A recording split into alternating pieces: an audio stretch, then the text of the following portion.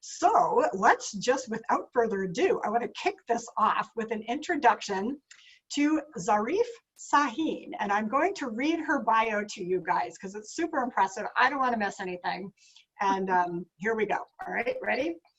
Zarif, she's fondly called Zoe, is the founder of the American Dream Team at Keller Williams Dulles and one of Northern Virginia's trusted and top-selling real estate brokers. She's been providing expert real estate service to buyers, sellers, and investors since 2007. And this has resulted in hundreds of satisfied clients. And her business is built 90% on referrals. Pretty awesome. A resident of Loudoun County for over 30 years, she is deeply connected and has vast knowledge of the DC metro market. She specializes in luxury home sales, earning widespread respect of distinguished local and international clientele. She is known for her incisive business skills, hard work ethic, and her unwavering devotion to her clients' best interest. Her strategic counsel and insightful analysis help her be successful, and her strong proficiency in negotiation is ultimately what sets her apart. She has been recognized as top real estate agent by Smart CEO magazine, top 100 women who mean business by the Loudoun Business Journal, and recipient of International Women's Leadership Award by the American Turkish Association. She has been featured in publications and podcast platforms, including the Huffington Post, Loudoun Times Magazine, the UV Effect, and True Conversations. Zoe takes pride in giving back to the community by advocating for women's empowerment initiatives. Her TEDx talk, which was Breaking the Cycle of Child Marriages, has gained attention globally and aided legislators in changing laws to protect young girls. Her volunteer work includes serving as a board member for the Loudoun Abused Women's Shelter, Final Salute, Homes for Homeless Female Veterans, Virginia Women's Business Conference, and KW Agent Leadership Council, as well as coaching new agents towards their successful careers. In her spare time, like she has any spare time with all of that, she likes to travel, spend time with her 3 daughters, who are all also very amazing, reading and running marathons. Welcome to my dear friend, Zoe Sahin. Thank you so much, Shari. I really appreciate this opportunity, and I'm so happy to be here sharing this moment with everyone. Oh, well, thank you so much for giving your time to us. And I'm really excited about this conversation today because really we're talking about creating the American dream.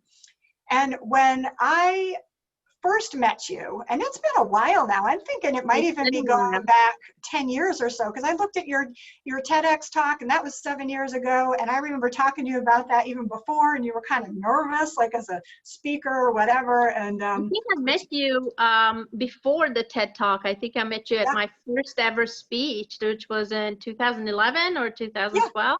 Yeah, I think so. And I remember talking with you, and you're like, I'm kind of nervous. I'm like, oh, I think you're gonna rock it. And you just totally nailed it. But what I'm most curious about right now is to bring folks back, take them back to when you first journeyed to the United States, because I think a lot of your background really sets up the foundation for who you are now. So I want to get into the whole American dream and all of that. But if you could take us back a little bit from the place where you first journeyed over here to the United States and share a little bit about that. What was that like for you? When did you do it? What was going on in your life? So born and raised in Germany, my parents were actually immigrants in Germany, but they decided to go back to Turkey and take us children with them to their homeland. Turkey was their homeland. So in 1986, I believe we went back to Turkey. I was there for a few years. I was about 11 or 12 years old when I went to Turkey. And then things changed in Turkey. I mean, we were raised in Germany, in Europe, but in Turkey, we were in the heart of Turkey. And our lifestyle changed a little bit. There was a lot of social pressure as well. So I remember going to school there, having a little bit of hard time with my school and the language, but I overcame that. About when I was 14 years old, my parents decided to arrange my marriage. And that was, of course, something that I've always hidden from people. I didn't feel so proud of it because it's something that is not heard of. It is happening a lot, but it wasn't heard of. So at 14 years old, I had an arranged marriage. And by the time I was 15, almost 16 years old, I immigrated to United States with my then husband. That's how I came to America as a bride. When I came here, I was pregnant to my first child already. Right before I turned 17 years old, I had my first child. And a lot of people don't know what child marriages are or what child brides are, and that's why I did the speaking engagements. What it is actually, it happens a lot. It's not just a third world country issue. It happens all over the world. It's just something that was not talked about before. It was accepted by society. So the arranged marriages are happening a lot still to this day. People think it is forced marriage. It's not. It was actually arranged by the parents. But once I came here, obviously everything changed. I had a married life. I was no longer able to go to school. Back in Turkey, when you're married at that age, they do not accept you back to school. So that's how I came to America. I actually got married, and my husband used to live here, and that's how I immigrated to United States. Wow, I mean, what a journey, my goodness. And, just so many things there, just moving around from Germany to Turkey and having to reestablish your whole, social situation there. And then, oh my gosh, and now you're married to this guy. Did you even meet him before? I mean, did you know him? So our parents knew each other. I had seen him a few times. I had never seen him before. I saw him a few times because he came to our home. He was my brother's friend, and our parents knew each other. So, but I had only seen him a couple of times. And when the arranged marriage was happening, it was actually the parents arranging it. Wow. So then you get here. So now you're thrown over here in the United States, and you're this young woman with now one child at least. So take us forward. What happened after that? So when I came here, in Europe, I should say, in Asia and Europe, America is made out this big Hollywood image, like everything we thought, or everyone in Europe thinks that United States is like New York everywhere. So we came to Falls Church in Virginia. That's where my in-laws lived, and I came and I lived in their home for about 5 years with my husband as well. When I came, I was pregnant, and I didn't know the language. I didn't have any friends. I didn't know anybody here. So that environment was the only thing that I knew. My ex-husband and his family was the only people that I knew. And eventually the friends that I made was around their friends. So when I came here, it was a different life than I expected. It was definitely not a dream life. I was basically at home, being the wife, raising my daughter, and I endured a lot. I was married in that marriage for 19 years before my divorce. During that marriage, I had 3 daughters, but I endured a lot of hardships in that marriage as well. I always loved school, and there was this yearning to go back to school. I always wanted to go back to school. As my girls were growing older, I was going to libraries with them and checking out books, and that's how I fed my own curiosity through my daughters. We watched Sesame Street together, and that's how I learned English in the beginning. Over the years, you develop the skill, you develop the language, you learn how to read, and I kind of immersed myself in books. I loved books, and that's how I fed my own curiosity, and I tried to grow at least my inner self, I should say. My mind never stopped. In the outer world, I felt like, okay, I'm married, this is it, but my mind never stopped being curious. I wanted to know everything. Yeah, so I had 3 daughters in that marriage until 2004. That's when my marriage fell apart. But before then, the more I learned through books, the more I wanted to find out what's out there in the world. And I knew that the environment that I was in was not healthy for me. Um, you know, I always wanted to grow and change. Obviously, I had 3 daughters and I wanted a better life for them. The marriage that I was in was not a healthy marriage. I'm not going to get into details, but it wasn't a healthy marriage. And I knew early on that that was not going to be my forever home. And I kind of went inwards. And that's when I figured out that how the mind works. And I figured out how to escape reality by going inwards. And inside, I was free. Nobody could control my mind. Maybe physically they could control me, but my mind never stopped. And that's when I learned how to go inside and figured out that life is not just physical. That's when I learned that life is made out of 2 elements. There is the physical part, and then there is the spiritual or the energetic part where, you know, everything happens in 2 realities. The first reality is the energetic reality, the spiritual, the mental reality. And that's where you actually can create and manifest a lot of things. And then your physical reality brings it in. It was an interesting journey during that marriage, but I found myself going inwards a lot in that marriage and figuring out where I wanted to be. And I started visualizing a life outside of that physical reality. And I'm going to talk about that and how I came out of it. Visualization and imagination is actually a very powerful tool. Wow. Wow. I mean, I so get it. Okay, so right now I have these little goosebumps all over my arms just listening to you because it so resonates. And you know, the fact that I had to write this down, actually, I don't normally take notes when I'm talking to people, but I'm like, oh, as a writer downers, I'm gonna like scribbling. Inside I was free. Inside I was free. So much power there. And what a resource for you to discover your own inner power.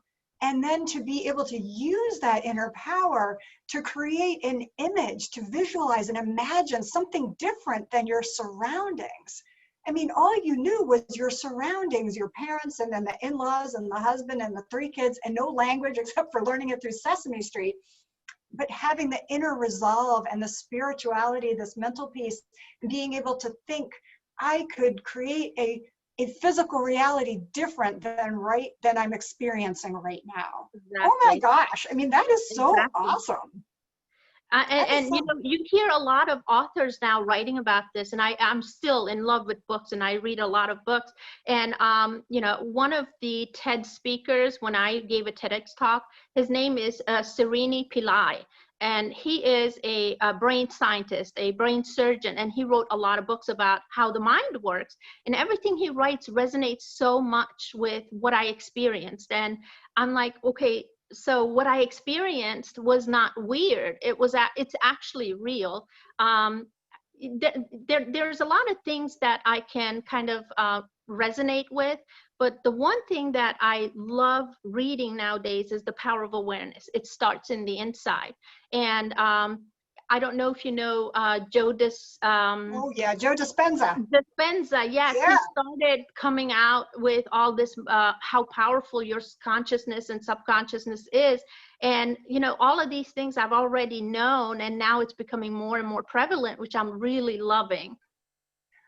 Joe Dispenza, I don't know, maybe we had talked, I know we had coffee in January or something before the whole world changed. And I was in his class, one of his classes right then on, you know, I read everything of his. So Dr. Joe Dispenza, that's a writer downer as well. And his latest books are just amazing, and he's got all kinds of classes. So you're absolutely right. And I love this.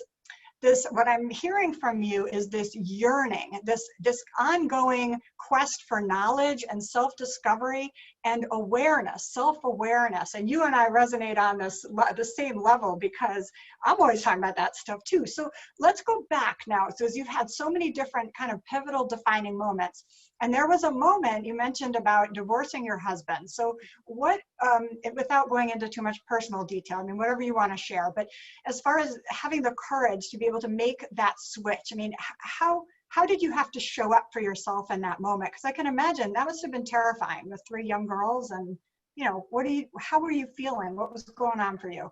So for a long time, you know, your heart says something, but your mind says something else. And to find that connection between your heart and your mind is very important. And it's not an easy task. It takes a long time, and it takes maybe some, you know, unfortunate events or accidents or a lot of practice to find that connection between the heart and the mind. And during my marriage, I had a lot of trouble with my ex-husband.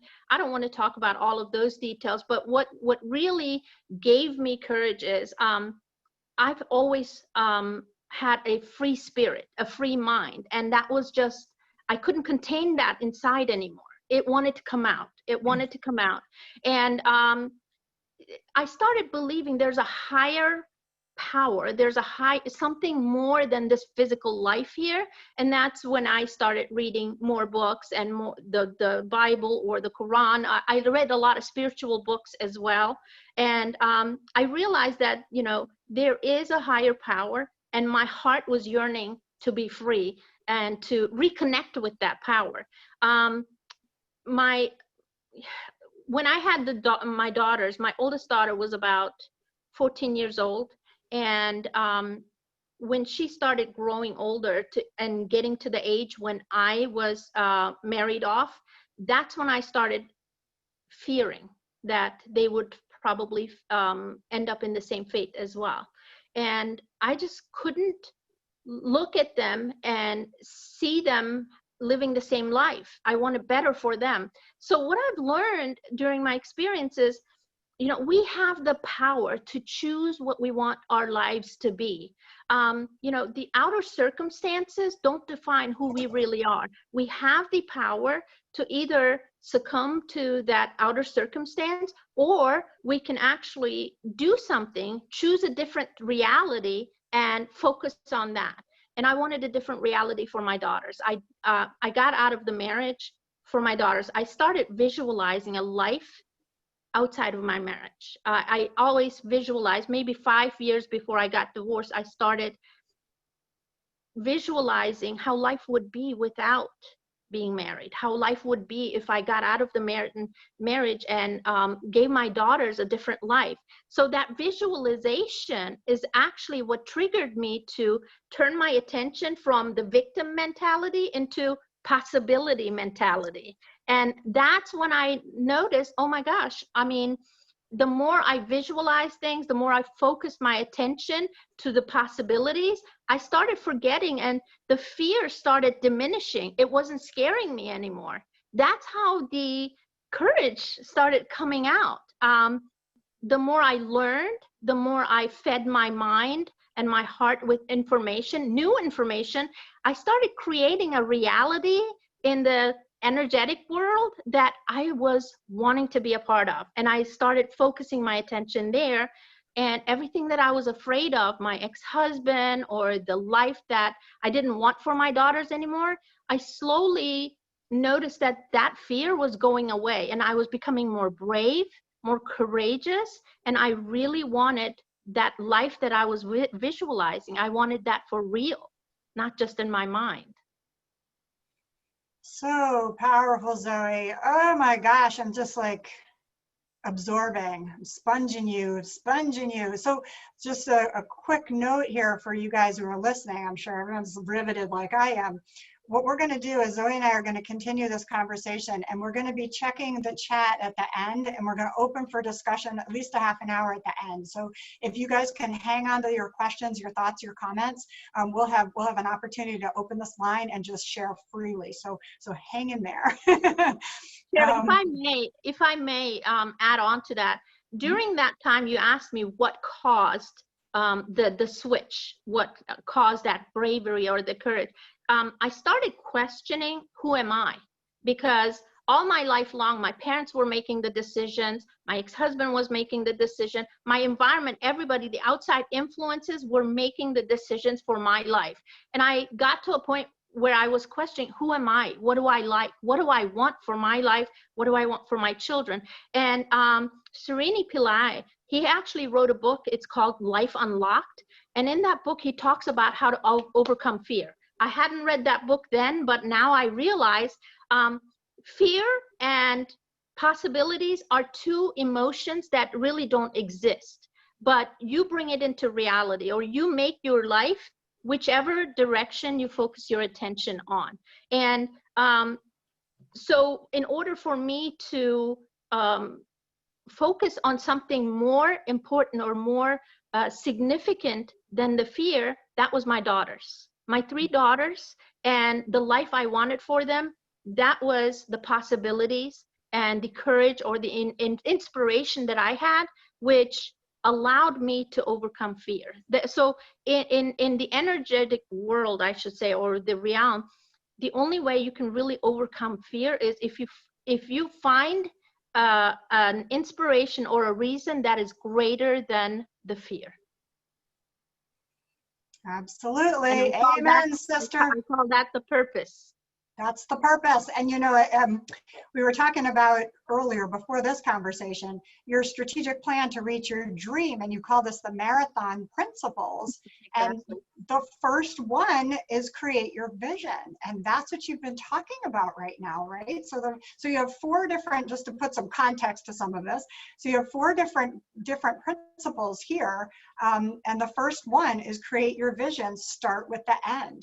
And you've just provided us with a beautiful description around the vision and oh, wow. I mean, so when you're imagining, all right, so when you're imagining or you're visualizing, what is that experience like for you? So if you were going to describe it to someone else who's like, I'm trying to visualize and whatever, but I don't really know how to do that.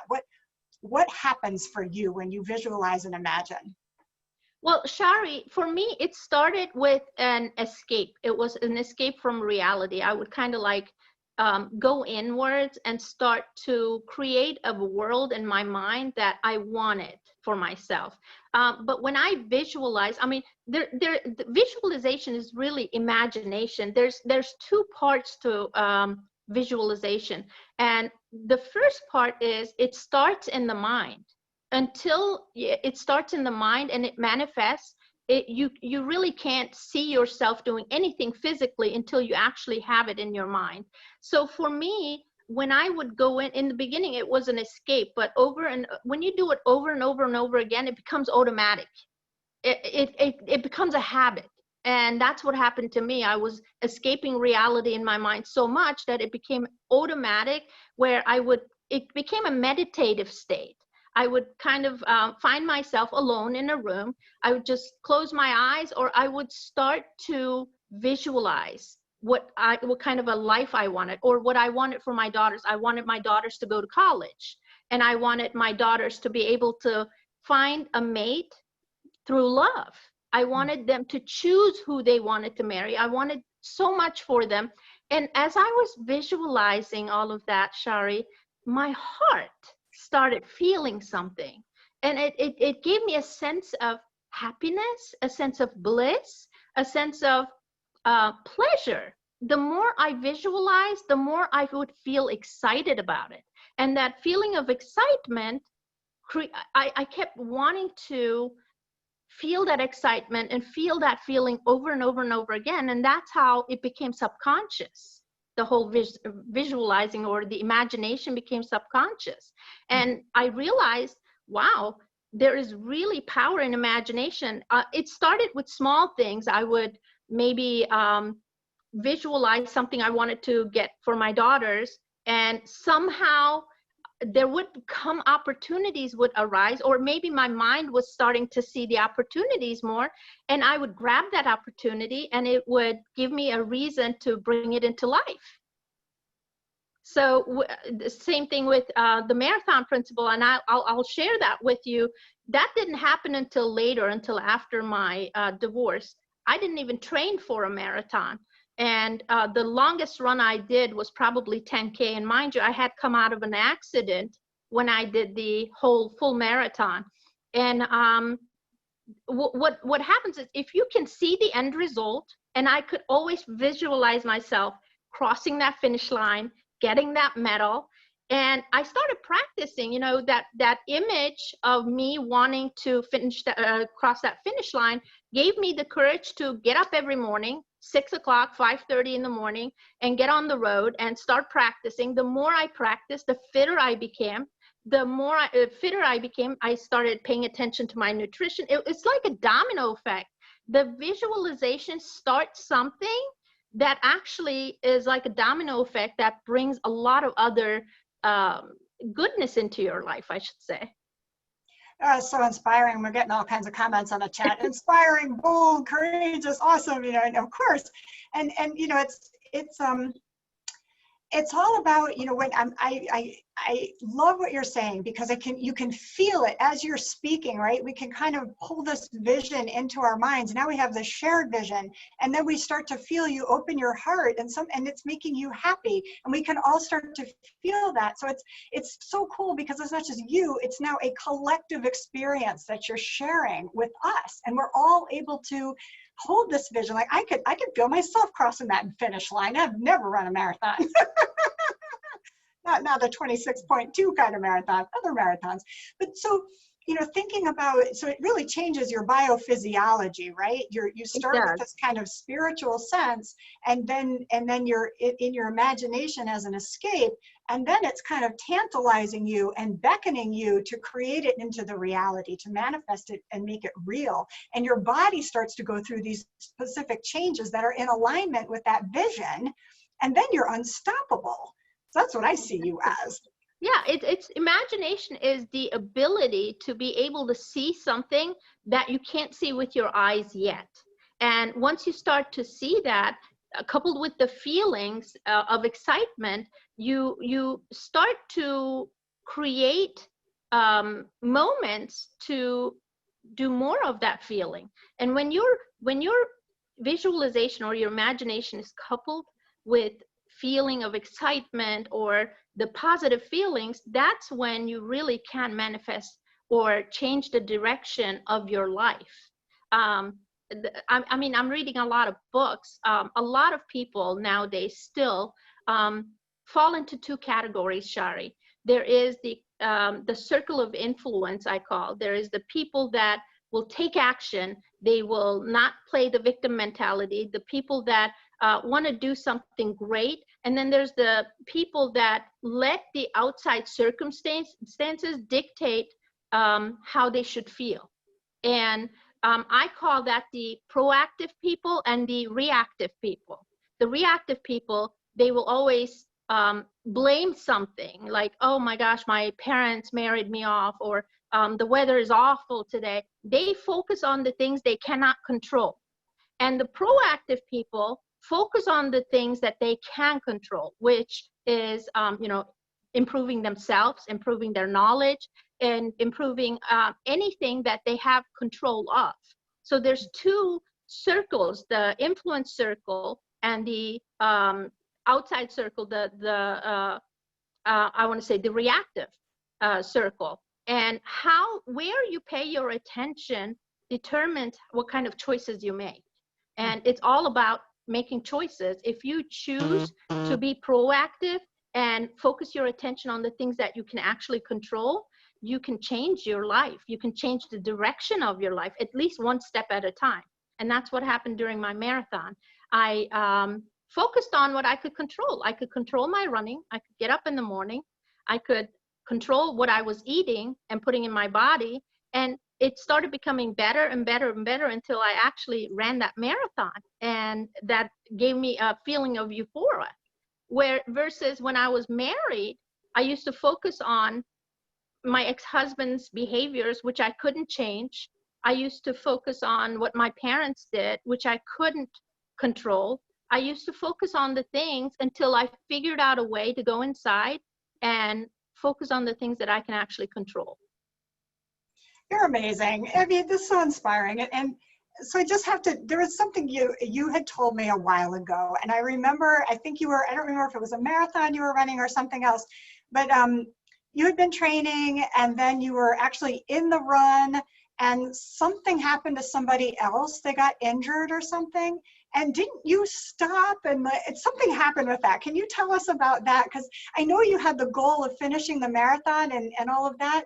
And yet here was this person who was injured or something was going on and you stopped and you helped her, right? Tell us about that. I did. I wasn't by any means a avid runner then. I actually saw a young lady who injured herself, and I just couldn't feel it in my heart to keep going when I knew that she was injured, and the medic tent was not anywhere near. So I asked her if she was okay, and I stopped. For a moment I forgot about finishing the race, but I didn't have the heart to leave her behind. And that's what I call now the win-win situation. Like, she wins, I win. And if I had gone there, my consciousness would probably not leave me alone because I left her behind. But she was basically just had an ankle issue. We walked together for a while and she didn't want to hold me back. And we found the medic tent and I got her help, and then I felt better about going forward. But other than that, I just, the win-win mentality kicked in then. And it's kind of funny, I'm reading a book by gosh, what was his name? There is a book right now with the 7 principles. Oh, it's Mr. Covey. Stephen Covey. Mm-hmm. 7 Habits of Highly Effective Individuals. Yeah. Exactly. And some of those things that he's talking about those 7 habits is actually what I experienced. I could resonate with that. And win-win was one of them. How you can probably do more together than you can do alone. And you're so right. Stephen Covey's 7 Habits of Highly Effective People, that's like a classic from way back. And I mean, Zoe, you could author all of these books through personal experience. Just here it is. So let's go. So we have four different marathon principles. We talked about creating the vision. And then the second one was establish the fire within that drives you. And you alluded to that a little bit about the purpose and wanting a better life for your girls. So can you say a little bit more around establishing the fire within that drives you? Exactly. And that's, I'm going to go back to what I mentioned earlier. The fire within you is really the feeling, and how you feel about yourself will determine what you can do in life or what kind of action you will take. If you feel bad about yourself, or if you feel bad about things, obviously you're going to create negative energy or negative feelings, and you're going to focus your attention on that negativity. But if you can feel good about something, that feeling of positivity will direct your attention towards other greater things. The fire within you is very much correlated with what your values are, what your principles are, and what your purpose is. For me, my purpose was my girls. I pretty much revolved my whole life around my girls, and they were the most important things. I'm a mom before I'm Zoe. They were the most important things in my life, and I had great pleasure in going through all kinds of experiences for them. Even if it was not a good experience, I had a pleasure of doing things for them, because in the end, it wasn't just about me, it was about my girls. And the purpose was my fire. And if I was able to accomplish even the small achievements for my girls, I would feel good about myself. Like learning the language, English language, and being able to communicate with them in English gave me a good feeling. Or being able to afford something for them felt good. The more I felt good about myself based on my purpose, which is my girls, gave me a sense of direction. And that's what I call the fire. How you feel about yourself will determine if you're going to feel good about yourself or bad about yourself.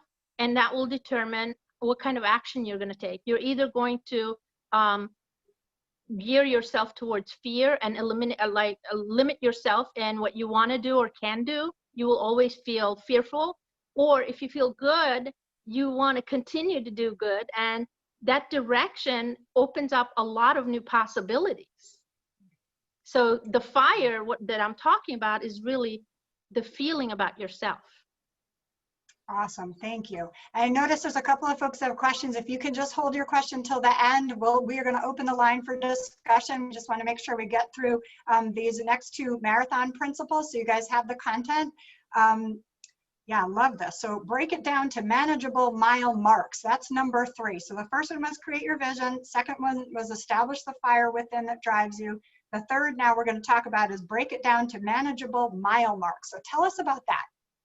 So I use that term because I ran so many marathons, but it applies to real life too, Shari. Manageable mile marks means you can have a grand vision. Maybe it could be, I want to buy a house this year. Okay, but what I'm starting to learn, or what I started learning, is once you have a vision like that, you kind of have to break it down and you have to figure out how to get there. And I guess some people call it the first principle, and you would probably know that. You start from the end, you create the possibility, you think about the possibility first, and then you focus your attention on the necessary steps you need to get there. And what you can do is break it down. For instance, in Keller Williams, we have a beautiful business plan. It's a one-page business plan. I call the GPS. We call it the GPS. It's 1 goal, 3 priorities, and 5 strategies for each priority. And that business plan, I took that and I made it my one thing. I made it my everything, actually. For a goal to come together, it kind of forced me to think about what is the most important thing. What is the first thing that I need to pay attention to in order to get to my goal? And that could be your first thing is really where your principles and your values lay. For me, it was my girls. And let's say for marathon, for the marathon, I wanted to finish that, I wanted to cross that finish line. But what I needed to do is I needed to eat better, lose weight, and I needed to get better at building my endurance. And so to create the mile marks, I used a marathon mentality because I learned that in order to run a full marathon, you need to learn how to run a half marathon, or you need to learn how to do the last 6 miles after you hit the wall, and prepare yourself for it and break it down. For instance, if you want to buy a house, I'm just giving you that example because that's what I do. If you want to buy a house, obviously what you need to do is develop some funds for the down payment, right? And you would have to talk to a lender. So the vision, the goal, will actually create the question. What do I need to do to get there? It's the questions, the curiosity that will open up opportunities to explore different options. And the options that you take is what choices will develop your life. So breaking it into priorities was a really nice system for me. So if I have a goal, I ask myself, without complicating it, without making it pages and pages long, what are the priorities that I need to focus on to get to that goal? And then I try to break that down into systems as well and create some systems around it. So for me, it is all about the possibility. You think about the possibility, and then you define and you explore a completely different way of getting to that goal. So if you're used to doing something the same way all over and over again, it will, the question, how do I get to that goal, will encourage you to start exploring a completely different way than you are used to. And then creating that recipe, sitting down and actually putting your plan into goals and in writing, where you can always see it And there's just a power in writing. There's actually a correlation between dreaming and writing and how to bring it into life. Because when you write it, you can actually feel the feeling and you can see it better and you can actually focus on it better. Your focus goes into that step that you need to take. And after that, what I would do is I would look into the future and I would ask myself, well, what does the future need? Where is the need and what do I need to do in order to find a solution for that need? So I'll give you a quick example. Back in 2008, when the market crashed, I was a brand new agent just into the real estate world, but I was also in the beauty industry. And when the recession hit, the first thing people gave up was their beauty services, their hair, their nails, their aesthetics, all of that was gone. So my income had depleted. And I had a real estate license, but I didn't have the experience. So what I tried to do is, well, what do I need to do here? The need is I need to create income to keep a roof over my head. And there was also another need that I wasn't aware of, but I kind of fell into it because I switched from beauty to real estate.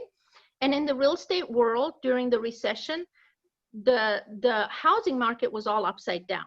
And there was a need to learn about short sales. And a different opportunity opened itself up. And I took that direction. I wanted to learn more about it. I took some classes and I got my certifications. And guess what happened?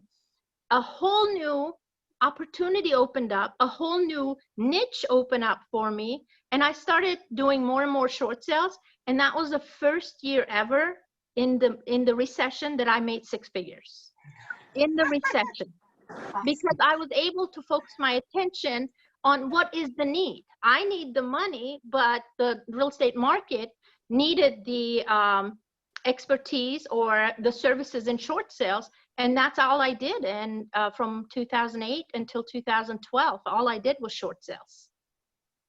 So awesome. So awesome. I hope you guys are all taking notes. And if you're not, we also will have a recording so you can go back over and take more notes, which I'll be doing as well. Love, love, love this, Zoe. So 1 goal, 3 priorities, 5 strategies, and just keep after it and seek that opportunity. You recognize that opportunity around short sales. I mean, I remember back then people were like, short sale, whoa, I mean, that danger, you know, but you got in there, you leaned into that space and were like, hey, there's an opportunity here. This could really work out well for people, and claimed it. Love, love, love that. Well, I didn't expect it, honestly. Yeah. I didn't even know that was a way of selling houses.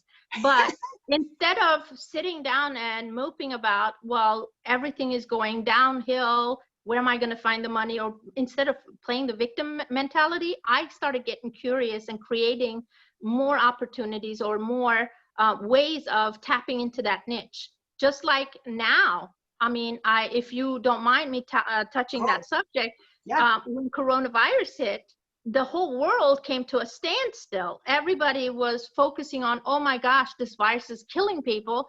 When I was able to step back a little bit and say, well, what can I do in this market to still help my clients? Because my clients were scared. They didn't want to bring people into their home with, strange virus going around. So I had already invested in digital platforms like a Matterport 3D virtual tour. And it was something that I really didn't use a lot. We started kind of dabbling with it, but when coronavirus hit, that was my saving grace. So I was like, well, if I can't get people into the houses, I need to figure out a way to show the houses without getting people in. So the virtual tour started, and we started focusing on turning every system in our industry into virtual platforms. And that was the saving grace. Again, in a market that most people focus on, oh my God, what is happening? I was able to say, wow, what an opportunity. So awesome. And We've been friends a while, so I follow you on Facebook. If you don't see, well, if you want to follow Zoe on Facebook, you probably can go to Keller Williams or what. Anyway, we'll put your information there, but you've always got some cool stuff. And you actually were growing your team and you're selling these houses with people hadn't even been physically in the house. She's like, I sold another one. Plus I'm hiring a new person. Welcome so-and-so to my team. And I'm like, look at her. She's thriving in a pandemic. Love that. Well, I wasn't focusing on the virus because I couldn't control it. I can't control if the virus is going to come and kill me, but I could focus on how to protect myself and how to protect my clients or the public. And, you know, when you focus on the things that the future needs, then opportunities open up. It's funny, just a few weeks ago, we were discussing about wealthy people, and I read a phrase in the book, and the book said, wealthy people don't focus on money. They chase problems. They find solutions to problems, and they sell the hell out of those solutions, and that's how they become wealthy. I mean, look at Elon Musk. He found a way to build electric cars. He looked into the future and saw a need there. Or he's taking humanity to Mars, hopefully. I mean, who thinks of these things? Wealthy people don't focus on money. They focus on problems. They find solutions to problems, and that's what they focus on, solutions. Oh gosh, so awesome. So much there. So much there. Yeah, I was just talking with someone the other day about what your value is. What are you valuing? You know, if you're valuing, if your value is tied to your income, that's the wrong focus, right? You need to be focusing on the value that you're providing to the world, i.e. problem solving, which is exactly what you're saying. So let's get to this last point, and then we'll open the line for questions, because I know folks really want to hear from you. Fix your attitude with gratitude, your tool to persevere. So tell us a little bit about attitude with gratitude. You know, I am a big believer in being grateful for what you have now. If you constantly, it goes back to everything that I said earlier. What you focus on expands. And instead of focusing on things that you do not have, that's a focus, attention of lack. And I really believe that everything has two realities, two creations. There's the mental creation and the physical creation. And if you focus on the lack, that's what you will get back. It's almost like karma. What you focus on is what you will continue to get.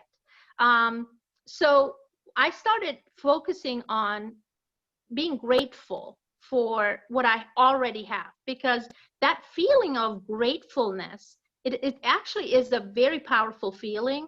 It creates energy that brings in more opportunities.